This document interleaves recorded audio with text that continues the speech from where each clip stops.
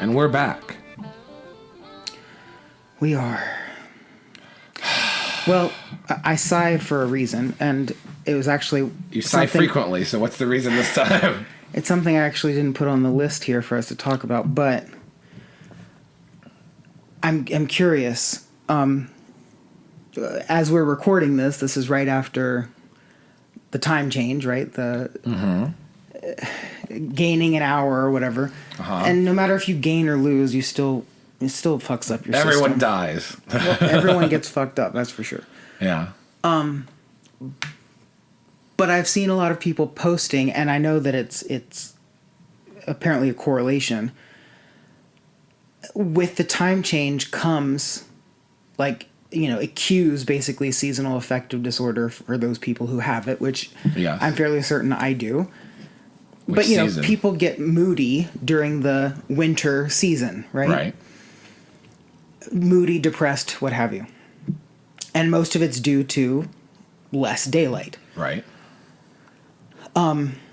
It just... Well, and in other parts of the country who are not so fortunate to live, to be Southern California, they get a lot more rain, snow, gloomy weather rather than sunshine all year round like we do. I remember that, especially up north in Idaho, where there would be days that it would just be slightly lighter gray, slightly darker gray. And you do that for a week, and you really do lose sight of yourself, just as a person. By the way, I think my voice is echoing off the barrel ceiling, so I should put up those sound blocker panels, and I think maybe that's the weird sound in the back. But anyway, just a side observation. But it was like we did one thing today. We went to the gym. That's it. And we ate. And I don't remember any other things about that. There were months like that. It just happens. And it's kind of insane. But I'm wondering, like I said, there's a correlation between the time change and how that starts to affect people. But now that, as far as I know, we're going to stop doing the time change in a couple years. Yeah, so what's the deal with this? Because I heard that Congress passed a thing, and I think Marco Rubio was a big proponent of it. It's the only thing he's done. And I remember reading at the time that it was the only thing that had complete unanimous, support. Yeah, Congress voted unanimously on this. So I think they're not implementing it for a year or two, and then how does that work? They just don't have a clock change at any point during the year? Right, so we just stay on the... permanent. We stay perpetually on standard time, which is what Arizona does. And right now we're in standard time. We just switched to standard time, or we just switched out of standard time? We are... I have to look this up. We are in... Yeah, because daylight savings time ended, right? I believe so. Are we in standard time? Daylight savings time ended Sunday, November 5th. Right, yeah, so we're in standard time. So, by the way, one of my pet peeves, when people say, meet me at blah, blah, blah Pacific Standard Time, when it's during daylight savings times, I'm like, well, that's not true, but okay. Right. Anyway, I never knew the PDT, PST, PTSD. My point is, whenever that starts, whenever the clock changing ceases to be a thing, how are they gonna, is that gonna affect seasonal affective disorder? Your disorders will be affected. Well, because people literally are saying, this week is the clock change, cue those seasonal affective disorder people and your moodiness. And it's like, well, I understand you're making the correlation because there is somewhat of a correlation, but it's not causation, right? So, I don't know. It just dawned on me, what are they going to blame it on? I think there's some people... time. It's kind of like a lot of issues. I think there's some people with actual depression, like clinical depression, should be in therapy or on medication depression. And I think there's some people who are just sad and they're like, I'm just so depressed. And I think seasonal affective disorder is another one of those trendy subjects now where it's like... Did you say that on purpose? Why? Seasonal defective disorder? It's like a bait, basically. But I think that's another thing where people are just like... It's a good catch-all. It's like long COVID almost. It's a good catch-all for what may be an actual medical thing, but it's a very easy sort of shorthand for it. For I'm affected by this now. My disorder has been affected. But I'm sorry, I really do feel like it's that case. And yet there's probably, like with gluten-free, like with celiac disease, there's people legitimately affected by it, and they always get drowned out by the people who are like, I'm just so sad this time of year. Well, so there is a thing. So the actual disorder has to do with not getting enough light. Right. So this is why I say I think I have it, because living in Albuquerque when I did, living here where there is a lot of sunshine still, south of the, it's not as bad. line. I'm not as bad as when I lived in Indiana for those 2 years where the sun never came out for 4 months. Right. Which that I think is that's a specific kind of bleak. Right. And then I grew up with it in Louisiana, because in Louisiana it was a little bit better than Indiana, but we would still have a lot of gray during the winter. Right. A lot less sun. So I do think that I have some touch, some part of it, but Right.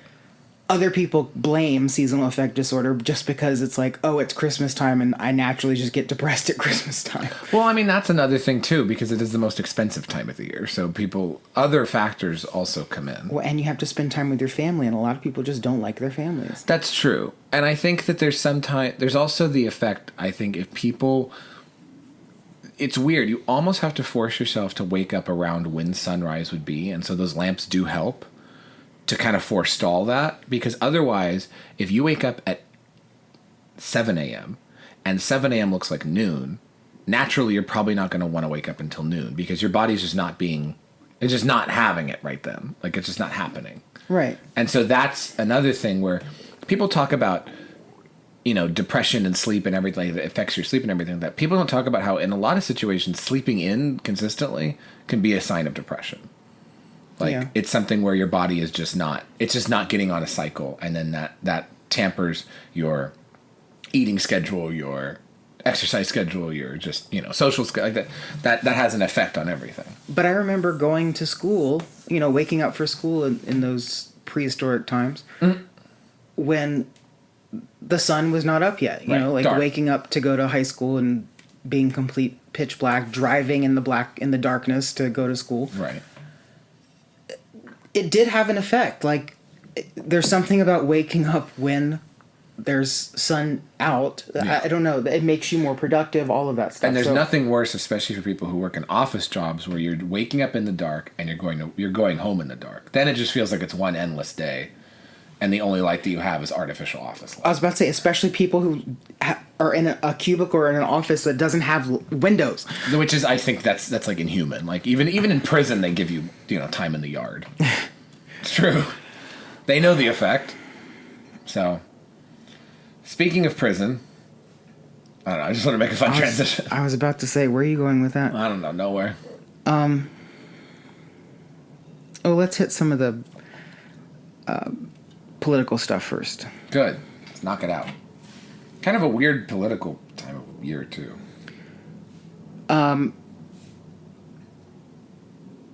So, California politics. Have you seen anything about the Senate race that's been going on? No, what happened? Is it for the state Senate? No, Or the seat that's Dianne open? Feinstein, opening. Which is being very briefly held together by held by a black woman of color who doesn't live here and doesn't want the seat, doesn't actually run for the seat. Right. So LaFonza Butler is her name, right? Yes. She has recently said that she's not going to run for the seat. So she's literally going to be in the seat for like less than a year. Yeah.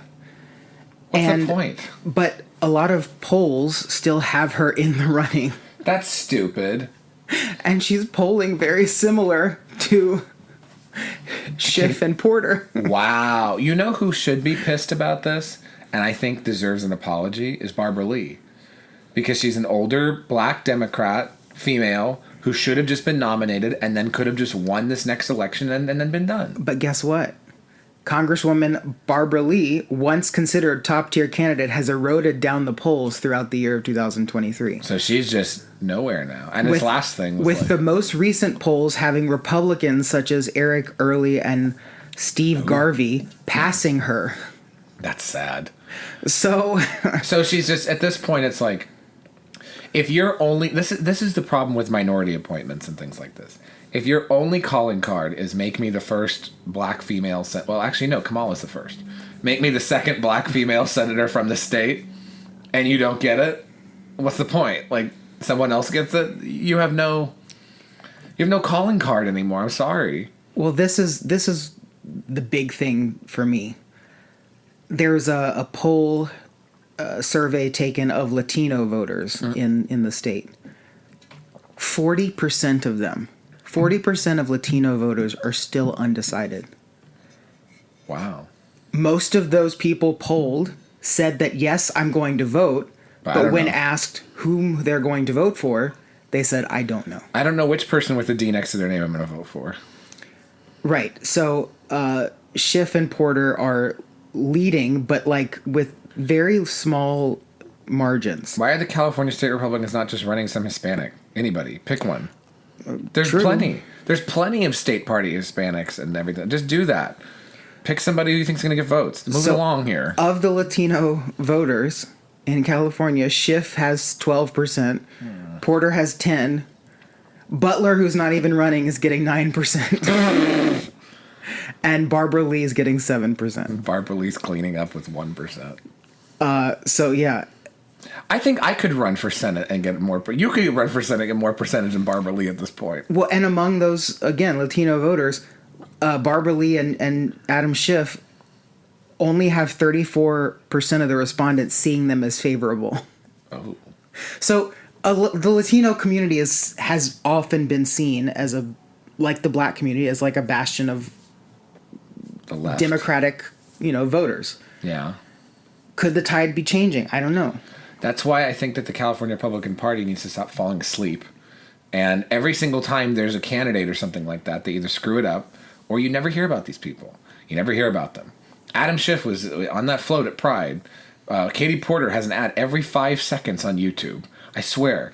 Anytime you want to watch a cooking demonstration or anything like that, you see Miss Trunchbull coming up there front and center. You're watching cooking demonstrations? Yeah, like I watch my Jacques Pepin things or something. Oh my God. He teaches me how to do shit.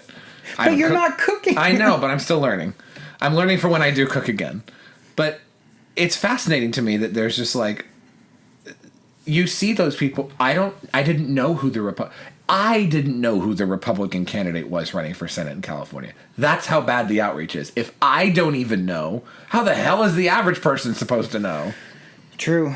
Yeah, I didn't know who they were either. So I mean, the only time that they care about Republicans at a statewide level in this state is if you live in a Republican district and that's the same person who wins for 20 elections in a row, or if there's one of those weird governor combine things, and then you get like Caitlyn Jenner. That's the only time that anyone ever is aware of a Republican running. In fact, the last statewide Republican who won anything, I'm going to say, was Arnold Schwarzenegger. And even then, he was still left on climate change and all that other crap. true. If he ran again, he'd win. You think so? Oh, 100%. 100%. Because he'd be like I'm not like the other Republicans, and then he'd probably win. That'd be interesting. Well, the next thing, speaking of polls, which is all we have to go off of right now, you and I have talked about this before with current events, 2 wars raging, the economic crisis that we're in, that the Biden administration wants you to think we're not in. Mm-hmm. The polls, and this is being reported by even really leftist news, so right. like they're I saw this in they're Axios. running scared. Yeah. Yeah, Trump is up in at least four of the key swing states, Yes. according to New York Times, CNN, etc. Yeah. That New York Times Siena poll is a big one because that's usually right. And the fact that, okay, the election is 1 year from today, right? Like a year from today they end voting. But if the election was held today, basically, Trump would win. That's where we're at. That's fascinating. A lot can happen in a year. A lot can happen in a year, but I'm going to take this small opportunity just to say. Told you so. No, but yes.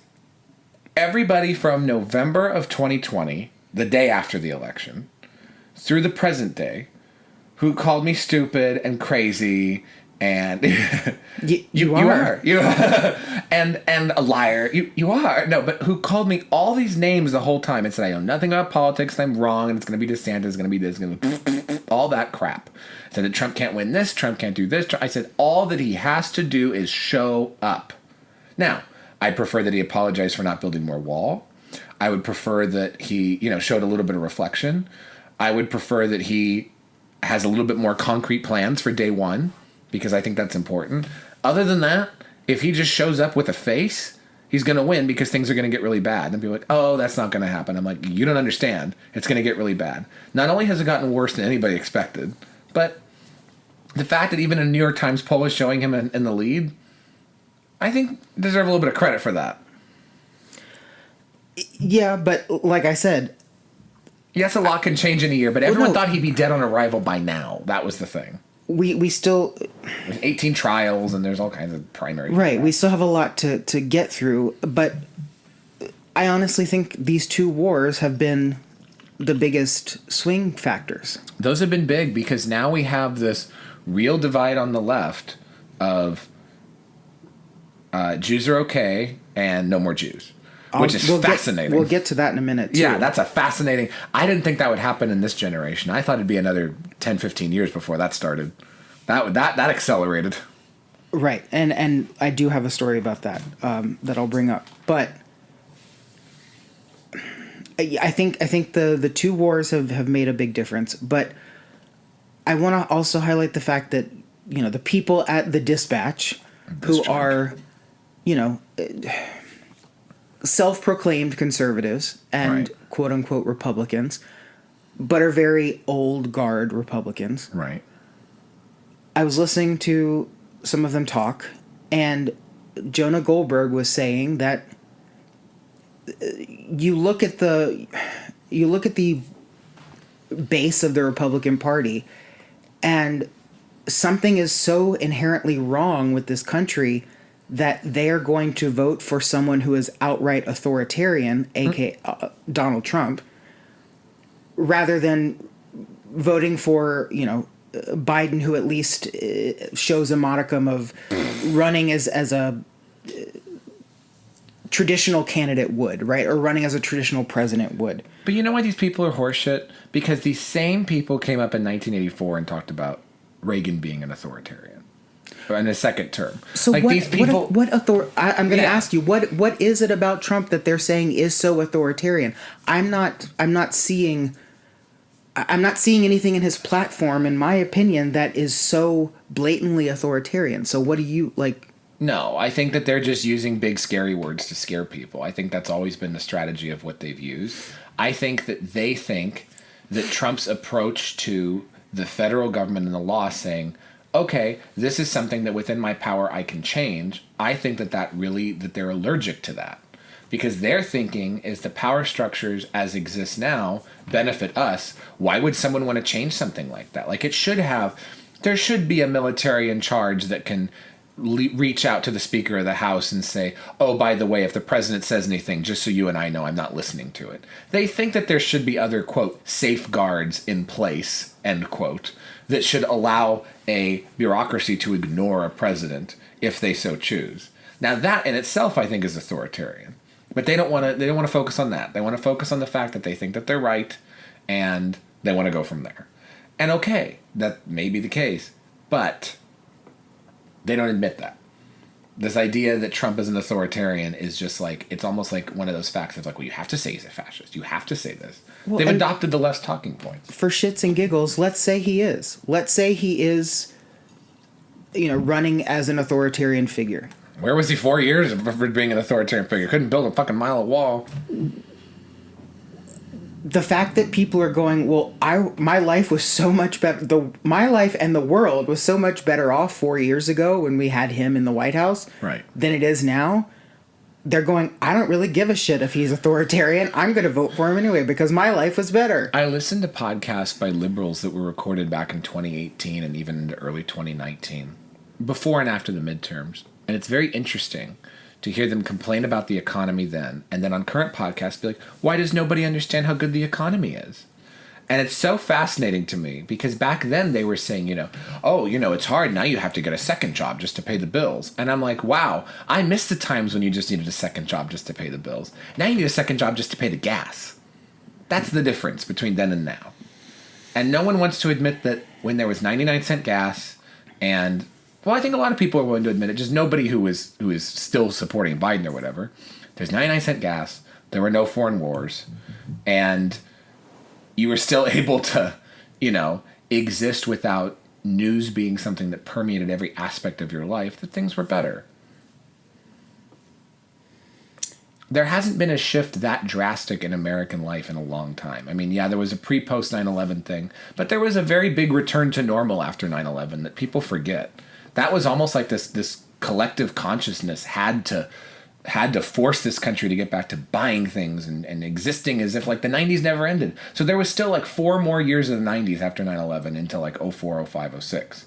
But now, 4 years ago, was like another country, another world, and nobody wants to admit that.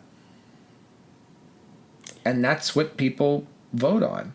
In 2020, I think they couldn't see it. I think that everyone was just so in it that it was hard to notice how much things had changed. And now that things have kind of calmed down in that way and riled completely up in others, people are like, oh yeah, life was a lot better then. Oh yeah, this person in my family was still alive. Oh yeah, like, we didn't hear about the cousins that overdosed. Like, things like that. Like, things were a lot different. And that's a reality for a lot of families. And nobody wants to admit that. It's almost like a third rail if a politician, brings up quality of life. It's the new, it's a new third rail in politics to mention, just how people are getting through the day. I also want to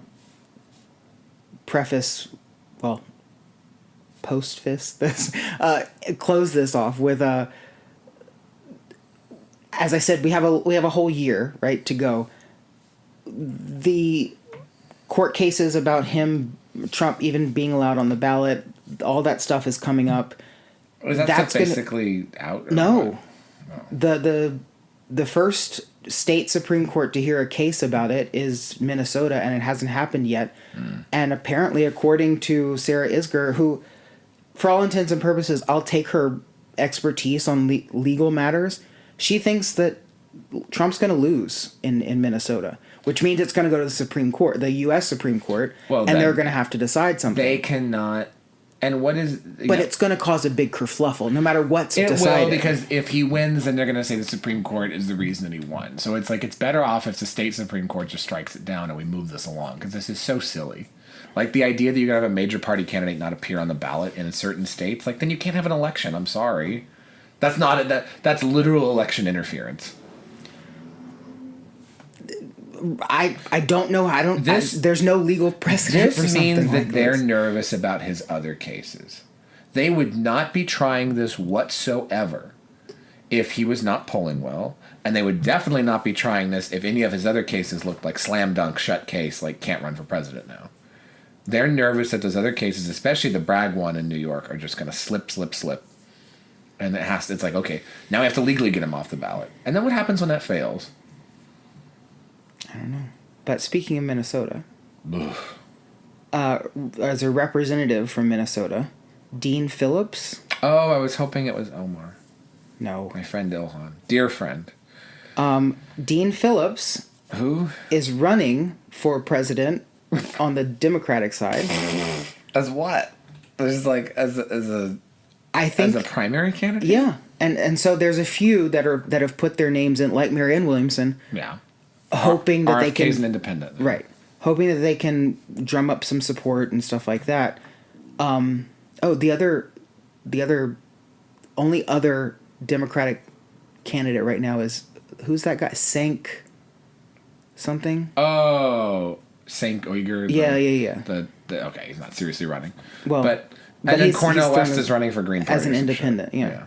But this Dean Phillips guy is basically, I think he's trying to put his name in there in hopes that, if for some reason in the next year Biden's like, oh, I guess I'm not going to run anymore, he might be favored. I don't know. That's funny. I feel like this is one of those things that ends up in a historical footnote where they're like, oh, and then he actually did become the nominee. Because there's been some situations like that in history. So Dean Phillips is Jewish. Oh. Apparently. And he had a town hall recently. For tens of people. Where this exact problem about the, Israel-Palestine conflict was the main issue. Oh. And I don't know why he probably, his staff didn't think it was going to be the main issue, but it was. So I'm trying to find the actual story so I can sort of tell it. Okay, so so it says Philip's crowd was small and appeared to be made largely of staffers, but there were some people there who were very vocal about the whole Israel-Palestine conflict. Who are these people? And, well, it seemed, as you brought up, it's seeming to become one of those definitive issues on the left. Are you pro-Israel or are you pro-Palestine? And that's going to fracture them a little bit. Oh, that's funny. Because it says around an hour into the town hall, 23-year-old Democrat Antong Chan rose to ask Phillips if he supported the ceasefire in the Israel-Gaza war. Phillips blinked rapidly as Chan asked her question and began his response by turning the question around, asking her how she feels about Israel's being killed by Hamas. Oh. He says, quote, "I'm going to answer each of your questions, but I have to tell you, I took note that you didn't mention how you feel about the Israeli babies, moms and dads and hostages in Gaza who were brutally murdered. I just want to hear, before I answer your question, if that empathy is across humanity or only for Palestinians right now." He gets my vote. So apparently a lot of people in the audience took that as a hostile questioning back to her. Right. And because you're never supposed to ask someone who's asking a question. Someone stood up and said, "Oh, you're gaslighting her? Like, no one knows what that word means." Apparently by the way. not, because I don't know what anymore. that means. Yeah. So he said, Dean Phillips said, "I care deeply about Palestinian lives. Rashida Tlaib, my Palestinian sister, is my friend. I am her Jewish brother." What? She's not black. You can't say that. I don't know. But no, it devolved into apparently an almost riot. Yes. It was a shouting match. There was a lot of people shouting. This is the best thing that could have happened, because who would have covered this situation otherwise? Like, nobody knows who Dean Phillips is. Look at all the publicity. Exactly. I'm sure his campaign is actually really glad that this happened. Right. Because he's probably getting a lot of the eyes of people who are the Right. pro-Israel Right. leftist in this country. But it begs the question, and it brings to light, are they really that severely fractured over this issue? I didn't think... we saw academia supporting Palestine, all of that stuff. I didn't know there were so many Democrats in this country who really felt that way. Well, it comes down to the only way I knew how politics would work now is because I went to college in 2008. And so what I saw was at UCLA for the on-campus clubs and events and everything like that, there were two, groups. There were Bruin Republicans and Bruin Democrats. There were also other interest groups. There was Mecca, the Chicano La Raza group, and then the Radical African Student Union, and then the Asian Student Union. All these other, like side, Right. side quests almost. And I remember that there was a resolution that the student body was considering about boycott, divestment, and sanctions of Israel over something Gaza, some crap. And against the resolution were Bruin Republicans and Bruin Democrats and the on-campus Hillel Israeli group. For the resolution, so for sanctioning Israel and saying that the University of California system should not buy any Israeli-made products, which is like, well, there goes your prep, or other life-saving pharmaceuticals or anything like that, were all of these ethnic groups: Mexican, black, the Palestinian Arab Student Union, And it was very interesting to me because it really showed the fault lines to me. Alec, who we were at the event, the podcast event with, saw this coming from a mile away. This was right before me. And then I saw it happen too. In that you had this thing that, like, the non-anti-Semitic sided campus was like most reasonable people, fraternities, sororities, everything like this, athletics. And then the anti-Semitic part of campus was every other ethnic group. And so you're starting to see the Democratic Party now fall along those lines of you have, you know, non-anti-Semitic Republicans, Democrats, so on and so on. And then these like really anti-Semitic, it's like all the ethnic interest groups, all the BLM marchers, and like that. Now, I'm not saying there's not some differences within those groups, but it's very uniform in their beliefs. And I think in their very odd application of Palestinians are these just oppressed people and they've been oppressed for so long and stolen land and all that same horseshit that always bubbles up in every ethnic, conflict.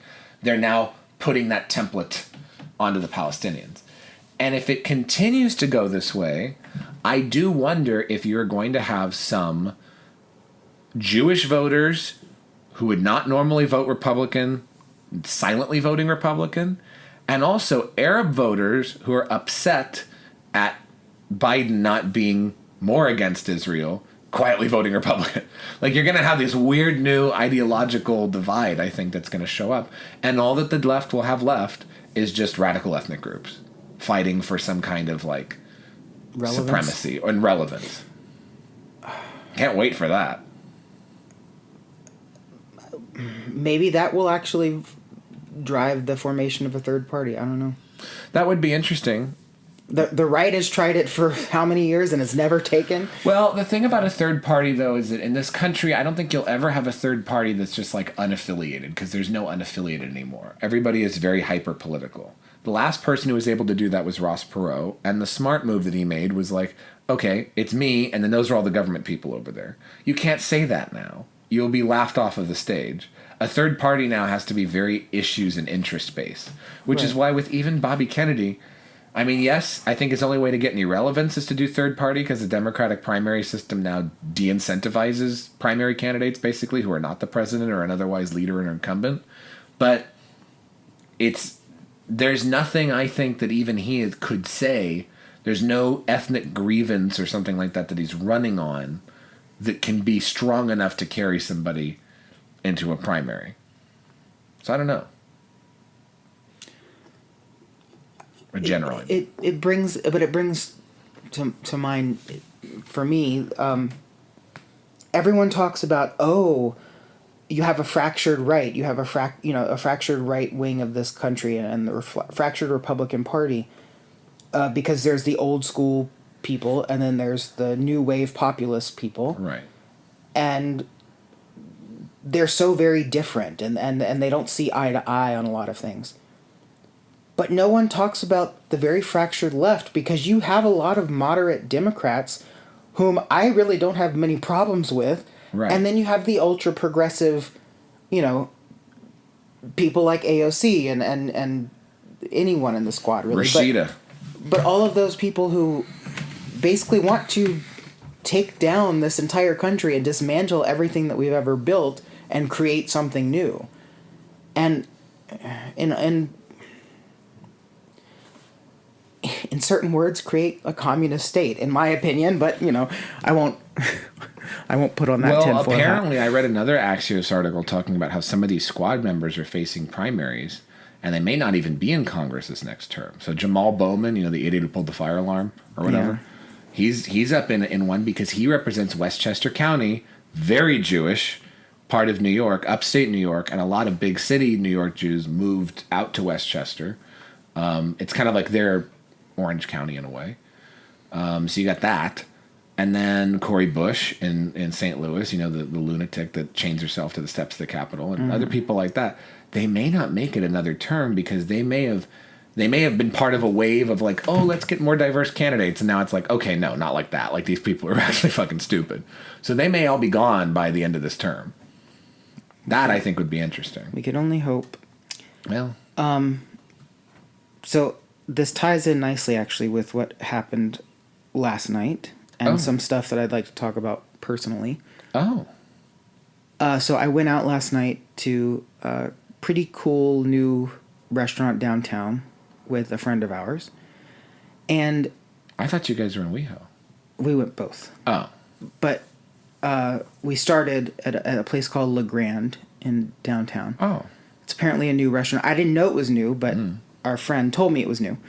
But the whole idea is it's like tasting portion menu, Oh, that's nice. but it's all you can eat. Oh. So it's not like buffet style, like they bring it to you. Right. So it's like $49 for, Hey. but I mean, or you can order a la carte, and we Yeah. just had a few a la carte things. So I had some seared tuna, which was actually really, really good. Gotta try this place out. But they have a lot of food options for, $49 and unlimited Yeah. food. That's like the pricing of the all-you-can-eat sushi place in Tustin. Right. And then they have, you can add on top of that unlimited cocktails. Oh, For shit. $27. So we went for the unlimited cocktails, but Oh my God. we sat down at the table and he said, "Oh, well, you can only order the unlimited cocktails if you also have the unlimited food." They know what they're doing. And we said, "Oh, well, we don't want that." He goes, "Oh, well, you can have the unlimited cocktails for an hour limit Is that a challenge? if you're out on the patio." And to the patio you went. So we ate, we wanted to eat something, so we had a little a la carte things and really, really good food. And then we moved out to the patio and had some drinks, and the drinks were very good as well. So I'll definitely go back. But to tie this into what we were talking about, our friends were 45 minutes late because of one of these Palestinian protests that was blocking I-5. No. So apparently, like, these Palestinian protesters stole a school bus What? and were doing like donuts on I-5 with the Palestinian flag hanging out the like school bus, and he like videotaped it all and was like just cursing and like this shit, like keeping me from my drinks and shit. So he finally got there and he was like, "I gotta show you what kept me so long," and it was The hilarious. Palestinian look. There's one way to not win friends and influence people in LA, and that's block traffic. I don't care what Especially I-5. especially I-5, which is like the biggest freeway. Like if you really want to piss people off, block traffic. Like I'm sorry, you just made a bunch of pro-Semites out of a group of people just by doing that. Right. Well, and our friend, I'm not going to name him, but our Yeah. friend, he actually said to me, because he's a little bit more conservative, but not conservative. But he said to me, "You know, I really didn't care about this whole. I wasn't going to take a side in this whole thing, but you know what? Now I'm pro-Israel because these assholes kept me from my drinking." And I'm like, "Okay, we'll take it." I'm with them. I'm sorry. But no, it was interesting. It was fun. It's a fun place. You should go. Yeah. But then we moved the festivities to WeHo, and God help us. I have a story I can tell you offline about something that happened. Mickey strikes again.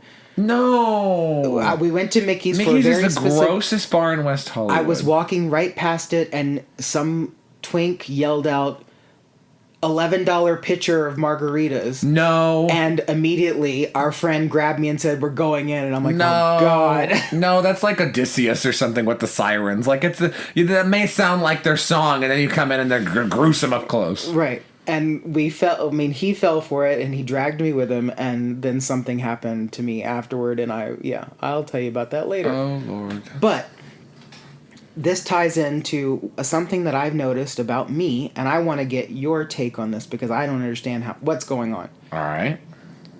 I have always been told that I have resting bitch face, I'm unapproachable, I look like I'm just mean, and no one wants to be my friend. Okay. And I've usually gotten that because if I go out alone, people don't talk to me. They leave me alone. Right. Sometimes I want that, sometimes I don't. Right. But recently, and I mean over the past few weeks, I've been going out a few times alone, and more people are just coming up to me and talking, which is good. It's nice. That's interesting. But not only that, they all talk about politics. Really? As if I have something stamped on my forehead that says, "I work in politics, I'm interested in politics, I talk about politics, come talk to me." Are you wearing your Transgenders for Trump shirt?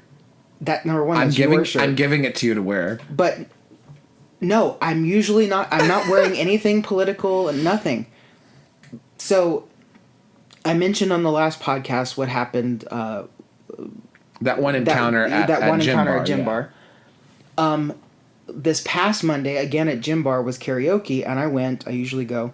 And so this was their Halloween special. So there were a lot of people there. But this guy who I hadn't seen before asks me to sit with him. And I'm like, oh, okay. And he's a very cute guy. And he tells me, yeah, I'm 46 and I'm working on my master's in creative writing. Oh, shit. And blah, blah, blah, blah. And so immediately I was like, okay, you're one of those. You're one of those. But I was pleasantly surprised. Because as the night progressed, and again, I didn't bring up politics. I didn't tell him what I did. And you're not somebody who does, by the way. I've been out with you, and you're usually pretty moot about that stuff because we know the environments that we're in. Like, right. You don't want to say something and someone gets pissed, and it's like, well, great, I want to stay at this bar.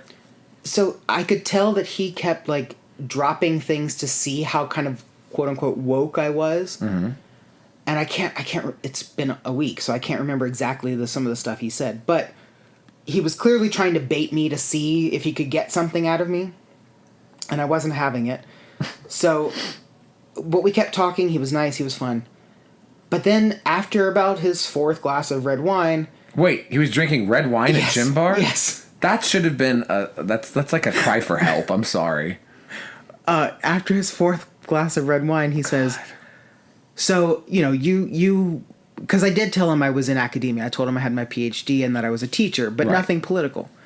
He said, well, you've been in academia. What have you noticed about it? And I was like, well, I mean, I left academia for a very specific reason. I didn't like what was going on. But again, I was not specific. Yeah. And he says, I was in this class, this creative writing class, and this girl read out loud, a chapter of something she was working on. And it was clearly a very feminist type work, and these two female friends were talking in her story and having this very feminist discussion. And he said, I raised my hand and I sort of gave my opinion about it, and I wasn't denigrating it. I was like, no, it's really nicely done, but it has a very specific point of view. Right. Mistake. And he was crucified apparently by both the girl who wrote it and the teacher even apparently told him, well, you're not the audience it was written for, so you shouldn't have a point of view. So you shouldn't speak. Okay, if I'm not the audience it's meant for, then I don't want to fucking hear it. Like, can I leave? Right. And so he's like, I'm just trying to, like, be in this class and participate and, like, get a good grade, and I'm being told that I'm not supposed to participate because I'm a man and I'm white and I shouldn't be weighing in on a female's work. And I'm like... See, this is somebody who I feel like would be otherwise liberal, and they've even alienated him. Right. That's exactly what's happened. So he kept going but basically was trying to tell me he doesn't like what's happening in academia and that it's become this thing. And so I did end up telling him a story, and he was flabbergasted. But again, this political stuff came out of nowhere. Like it's almost like this sense of like people are afraid to talk about it, but something about you puts them at ease. What? I don't know. I don't either. Because it happened again last night. Oh. Very strangely.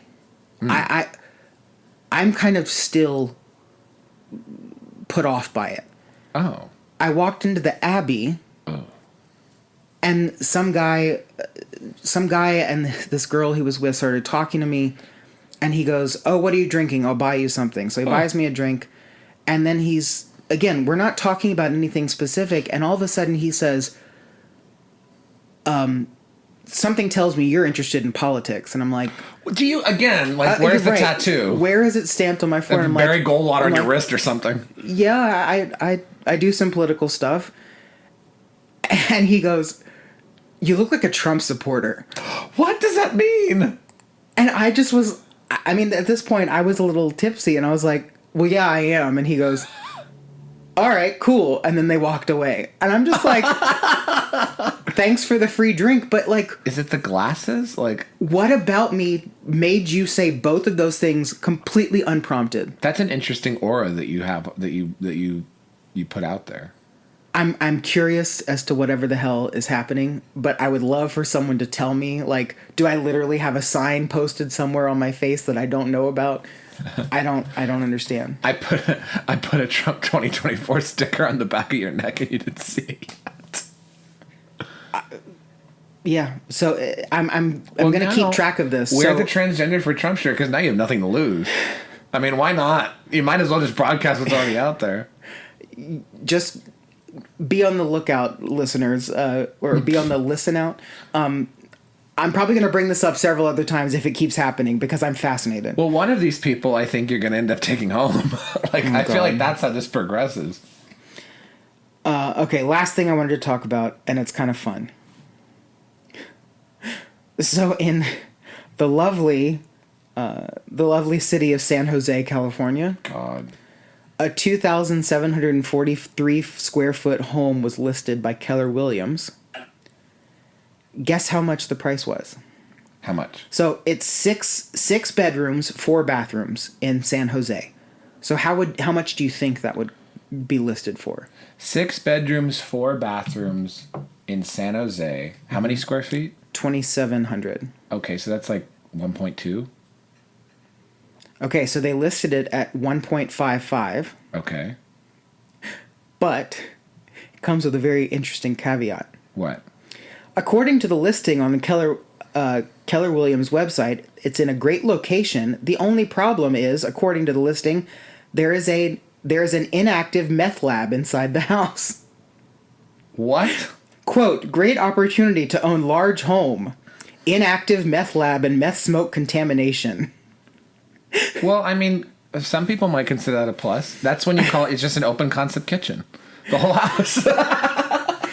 So it says, if prospective buyers can live with the idea of clearing out a meth lab, the listing beams about how the home has an attached garage, outdoor pool, and 6,000 square foot lot.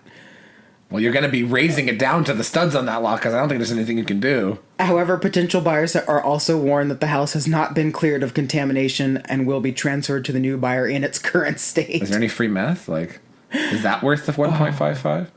I mean, this is the thing about a lot of houses is they're so crappy and they ask so much money, especially in Northern California. There's some really crappy houses. I find this fascinating. So apparently... Well, it's like the one in Inglewood that was selling for $990,000 and it burned down. Right. It was just a front. I showed you that one. It was just like a front with a window. So this house should have been listed for, the comp would have made it listed at 1.6. And so they listed it at 1.55 because it has a meth lab in it. Wait, okay, that's optimistic. I'm sorry. This realtor is not great. I find it fast. Only in California. What is this? Helen Keller Williams? Like, what is this? We're not going to notice. Oh, well, no, that's another thing. Keller Williams is a nice, like, that's real supposed to be estate a good. Yeah, this agency. isn't like, you know. What makes them think that they should, like, that's unethical, right? Like, I think so. Oh, so down. Okay, so this is just a little bit of like. I have a couple little Real Housewives scoops I'll give you, and then we'll move it along. Oh gosh. So on my hike every morning, I take the dog. And about once a week, depending on the week, if she's in town, I see Lisa Rinna or Harry Hamlin, but usually Lisa. And she always wears the same outfit. She has a gigantic, like, Mexican straw hat, huge glasses, like huge sunglasses that cover your whole face, and just like, you know, regular, like, athleisure gear. And she's always moving fast. Like, she's hoofing it. Like, she's always going uphill, and she's always just, because she's in good shape for being 60 or whatever. And this time, I look to the right. Something like caught my eyes. I'm going around the curve where I usually stop and take a picture every day. And Rover notices somebody, and so Rover sticks his nose out onto Lisa, who is just chugging along with her arms swinging up and down. And she has earbuds in, and she is singing out loud, very loud. And she said something like, "And 'cause I need you, baby," and just charging past me and everyone and, you know, God himself. And I turn around and I was like, oh my God, that's her. And so I finally did what I've never done on the hike. And I was like, Lisa, Lisa. And I'm yelling at her. She could not hear me because the earbuds were in. She was on noise cancellation. She was on do not bother me. And now I'm like screaming at full volume, Lisa! Nothing. She was just on a mission. So I don't know if I have to like clothesline her one of these days to say hi, but Your yells were canceled, sis. They were. If I honestly, it really, and I posted like it really was like an I don't give a fuck vibe that everyone's at BravoCon this weekend and Lisa is just charging up she's running up that hill. I love it. Good for her. And then on another side, Real Housewives note. So in the neighborhood here, in my neighborhood, Mauricio has a co-listing with Farrah, who's him and Kyle's daughter, Kyle Richards. And so I've been to this open house. I went through it in May when it was 1.6, and it was kind of a 90s, 2000s, like lots of travertine floors, very Tuscan looking. Back on the market now for 3.2, has been completely renovated. It's not a $3.2 million house. I'm sorry. They went with that like Cabo Modern 70s scallop tile everywhere, the hidden refrigerator behind like rustic doors, like all that horse shit. And it looks fine. It's just not a $3.2 million house. I'm sorry. You can't double the price of a house in 6 months. It doesn't work that way. In Biden's America, you can. Exactly. And so I saw like, all the Chinese families and everything going through there. Even they were just like, it doesn't have a yard. The yard is smaller than this room. And that's the entire backyard. And kind of like a little crooked view. And for those listening, this room is very small. This is a bedroom. Like, it's just a bedroom. And it's a small bedroom. Yeah, it's like you can't fit a king-size bed. No. Like it's a small bedroom. So, I noticed that this weekend, yet again, they have the open house signs. And so they put up these Mauricio Umansky open house signs, and then Farrah Abablani, and then Farrah Abraham. I don't know what her other name is. There's a Farrah Brittany. So there's like 3 different signs they put up. And the signs they put up to advertise the open house look like they've been run over by a truck about 8 times. There were chunks missing off of them. They're scratched, and it looks so tacky and trashy. And I'm like, why couldn't someone at the agency just say, look, we're going to spend $200 and we're going to get new clapboards to put up to advertise the open houses, and then like instead of printing out in word art the address of the house and then just taping it on with Scotch tape, we're actually going to get the right decals or like a slider or something to go in there. It looked so trashy. And I'm like, wow. It's so easy to do that. I don't understand. I think that between Dancing with the Stars and Kyle being a lesbian and all this other stuff, I think that he's just been distracted with work stuff. Like, it's kind of slipping. And that's sad. Because Mauricio, by all accounts, is a very nice man. But it sounds like he's kind of going through it. So, anyway. That's my Real Housewives news. Well, he's putting his business in jeopardy. Although the agency's not going anywhere. No. They've opened offices in Orange County now. So, well, several. So yeah. So we'll see. But I find it very fascinating that Lisa Rinna basically just said, "Go fuck yourself." She did.